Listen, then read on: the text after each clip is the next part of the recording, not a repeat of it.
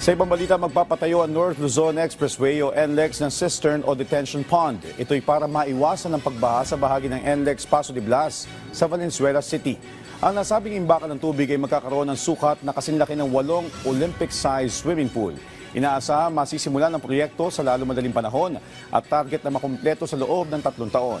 Kasabay nito, nagsagawa ang MMDA ng cleanup operation sa Maykawayan River na nasa hangganan ng Maykawayan, Bulacan at Valenzuela City. Isa ang lugar sa itinuturong dahilan ng pagbaha sa NLEX sa kasagsagan ng pananalasa ng habagat. Sa kasalukuyan, umabot na sa 450 truck ng basura ang nahakot mula sa naturang ilog. Tinatayang aabot pa sa 6,600 cubic meters ng latak at basura ang kailangang alisin ng mga otoridad. Malaki ang maitutulong yan sapagkat alam naman natin na pag nabarahan dito ang tubig, may ipit at magkukos din ang flooding sa NLEX. Hindi lang sa NLEX, kundi iba pang parte ng Metro Manila.